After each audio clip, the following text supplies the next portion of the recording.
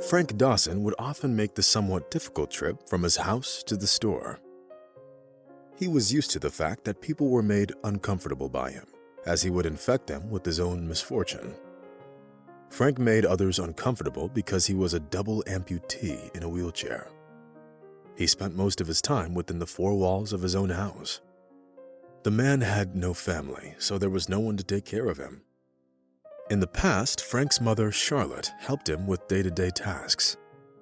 She passed away 5 years prior, and Frank was left to fend for himself. Frank would go to the store in his wheelchair whenever he needed to go grocery shopping. He preferred not to walk long distances on his prosthesis because they hurt his knees and caused terrible discomfort. When walking, Frank also needed to use crutches, which made the process even more difficult and tiresome. That day, Frank had no choice but to put on his prosthesis and walk to the grocery store. That was the case because his old wheelchair got damaged and had been under repair for over a week. Of course, Frank couldn't walk the entire distance, so he decided to use public transport for part of the way to make his trip easier. Frank intended to take the bus and take a small break after arriving at his destination to give his legs a break. But when Frank approached the bus stop, he immediately realized that his plan was unlikely to come to fruition. It was rush hour, and there were a lot of people waiting for the bus, which significantly complicated the disabled man's journey. Many people kept giving Frank judgmental looks. Many believed that he was a homeless man who probably lost his legs in a street fight or a car accident. Frank knew that his clothes looked old and shabby, which caused aversion in people. People got increasingly more irritated as they awaited for the bus, occasionally giving suspicious looks to the disabled man leaning on crutches. Some of them did not believe that Frank really was disabled. Many thought that he was putting on an act to be pitied and get money from passers-by. Finally, a bus appeared around the corner and people began to prepare to get on. It took Frank a lot of effort to step up onto the bus. He believed that he would soon make it inside, where he could choose a comfortable seat and relax. At that very moment, the bus driver turned his gaze towards the disabled man standing in front of him and said, without hiding his disgust, "You're slowing everyone down. Get off the bus and look for another ride. I'm not in the business of transporting homeless people back and forth. You'll scare away all the passengers, and I have to work to feed my family. You can go and collect welfare." Frank was so taken aback by the driver's words that he simply froze in place. The people standing behind him immediately began to grumble. "How much longer? What's the delay? If you have no money, just step aside." Tears started to roll down Frank's cheeks. He did not want to stay on the bus and endure more humiliation. With great difficulty, he got off the bus and walked towards the nearest bench to sit down and rest a little bit to relieve the pain in his knees caused by the prosthesis. Least of all, he expected such an attitude from the people whose benefit he once risked his life. Few people knew that in the not-so-distant past, Frank was a healthy man who served in the Marine Corps, enjoying life and made plans for the future. But everything changed when he was sent to the East. At the time, Frank could not even imagine his life without the Marine Corps, which he considered to be the elite of the armed forces. Unfortunately, while performing an important mission behind enemy lines, Sergeant Frank Dawson was seriously wounded and lost both legs. Needless to say, the young man had to endure a lot of hardships and grief upon returning to his homeland. It is no secret that disabled people often face incredible difficulties in our society, no matter if they are a veteran or an ordinary civilian. Frank never displayed his medals and in general was embarrassed about his role in the military. He didn't want any help and did his best to provide for himself. Frank knew that his mother's untimely death was directly related to his injury. It was so painful for her to watch the suffering of her son, to whom fate had been so cruel. Frank continued to sit on the bench and look longingly at the passers-by. None of them thought to stop and ask what was the matter and if he needed any help. Frank didn't feel like going to the store anymore.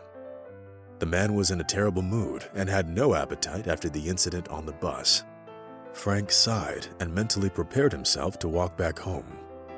At that moment, he suddenly felt someone looking at him. Frank looked up and saw a taxi driver standing by his car, watching him with great interest.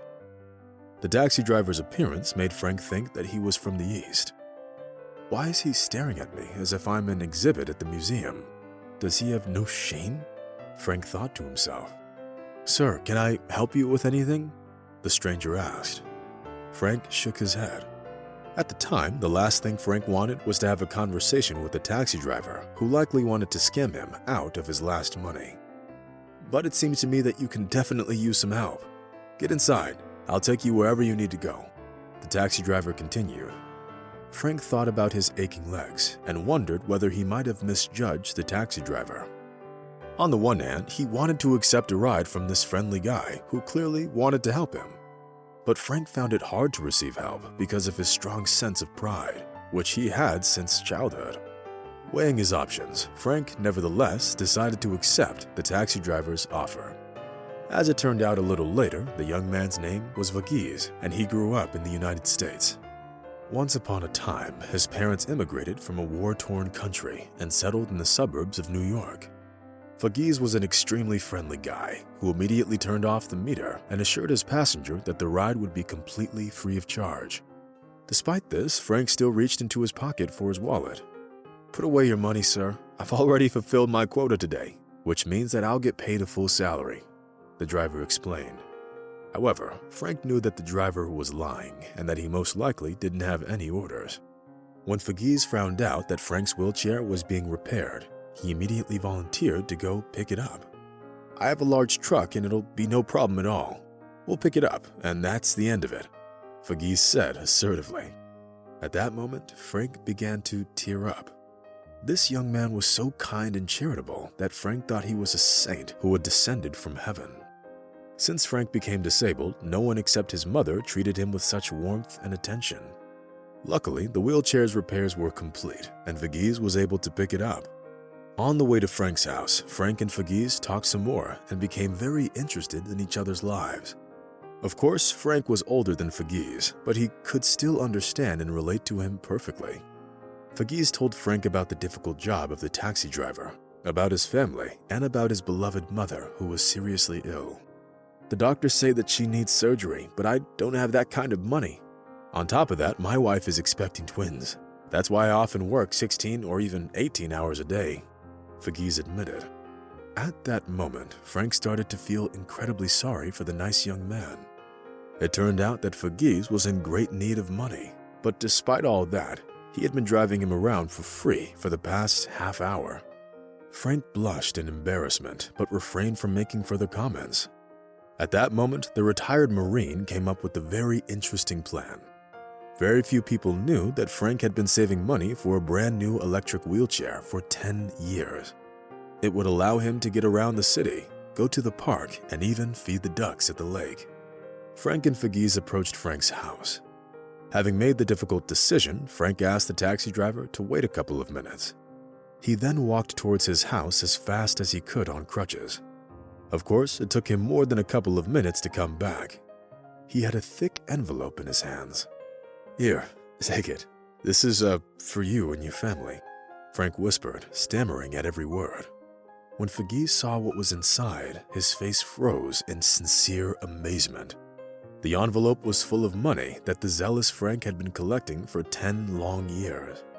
"Sir, I'm sorry, but I can't take this money," the taxi driver declared resolutely, trying to hand back the envelope to Frank. But it was impossible to change the retired Marine's mind. He felt that he did not have much time left and that the money could bring a lot of good to people who at that moment needed it more than him.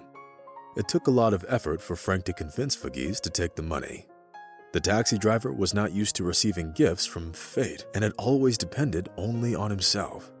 When Vagiz offered to help Frank, the possibility of receiving some kind of gift in return was the last thing on his mind.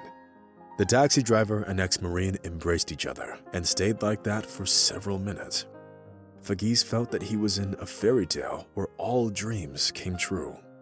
He worked tirelessly to save every dollar and help his sick mother, whom he loved more than anything. "Take care of your parents, Vagiz," Frank said in parting. The taxi driver thanked the man and promised to visit him as soon as possible. Frank watched the rapidly receding car, smiled, and walked back to the house. The man knew that he had done a good deed that would return to him in the future. Frank approached his old refrigerator and removed from its door an empty envelope that said $20,000 and replaced it with a new envelope, which he carefully wrote $1. The old envelope used to hold all the money that he had collected over 10 years. Frank and Fagis became best friends. Fagis and his family started visiting Frank on the weekends and always made sure to thank him for his help. Fagis continues to help Frank with everyday tasks and takes him to run errands wherever and whenever he needs. Even though the ex-Marine was never able to buy himself the electric wheelchair, he ended up gaining a kind and loyal friend who in reality is worth far more than any money.